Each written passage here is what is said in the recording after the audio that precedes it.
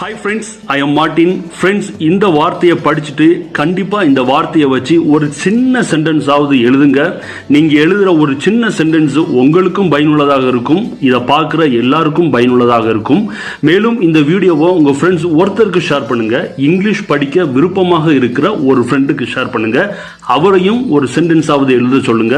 கண்டிப்பா எல்லாருக்கும் ரொம்ப யூஸ்ஃபுல்லா இருக்கும். Word of the day is resentment.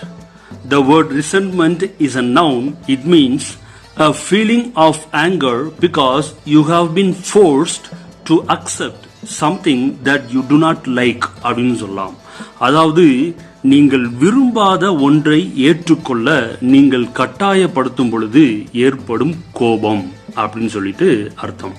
பொதுவா நமக்கு பிடிக்காத ஒரு விஷயம் நம்ம கண்ணு முன்னாடி நடக்கும் போதுல ஒரு மனுஷனா இருந்தானா கண்டிப்பா கோபம் அப்படின்னு சொல்லிட்டு ஒண்ணு வரும்.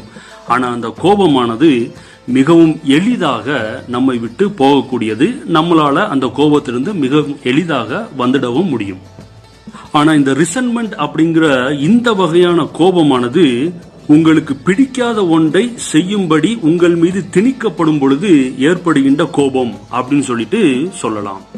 மேலும் இந்த வகையான கோபமானது பல வருடங்களாக ஒரு மனிதனுக்குள் நீடித்து கொண்டிருக்கும் ஒரு வகையான கோபம் அப்படின்னு கூட சொல்லலாம்.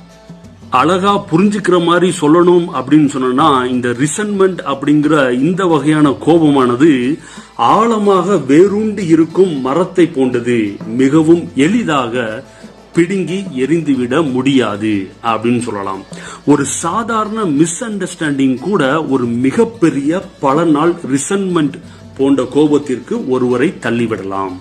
இந்த ரிசன்மெண்ட் போன்ற இந்த வகையான கோபத்திலிருந்து ஒருத்தர் வெளியே வரணும் அப்படின்னு சொன்னா மறத்தல் மன்னித்தல் அப்படிங்கிற செயல்பாடு இருந்தா மட்டும்தான் பாசிபிள், இல்லாட்டி ரொம்ப ரொம்ப கஷ்டம். இந்த ரிசன்மெண்ட் அப்படிங்கிற இந்த வார்த்தைய தமிழ்ல சொல்லணும் அப்படின்னு சொன்னா கடுங்கோபம் அப்படிங்கிற அர்த்தத்துல பயன்படுத்தலாம். இதை வச்சு சென்டென்சஸ் சொல்றேன். I am in deep resentment because of what happened to me அப்படின்னு சொல்லலாம். அதாவது எனக்கு நடந்த சம்பவத்தால் நான் கடும் கோபத்தில் இருக்கிறேன் அப்படின்னு அர்த்தம். இன்னொரு சென்டென்ஸ் சொல்றேன்.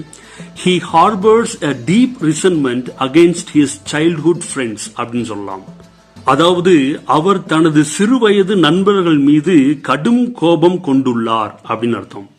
எனவே ஃப்ரெண்ட்ஸ், இந்த தமிழ்ல கடும் கோபம் அப்படிங்கிற அர்த்தத்துல இந்த ரிசன்மெண்ட் அப்படிங்கிற இந்த வார்த்தையை பயன்படுத்துங்க. இதை வச்சு ஒரு சென்டென்ஸ் எழுதி பாருங்க. எழுந்த சென்டென்ஸை கமெண்ட்ஸ்ல பதிவிடுங்க. மேலும் உங்க வாழ்க்கையில பயன்படுத்துங்க. இந்த வீடியோ உங்க ஃப்ரெண்ட்ஸ் ஒருத்தருக்கு ஷேர் பண்ணுங்க. ரொம்ப யூஸ்ஃபுல்லா இருக்கும். Take care. பாய்.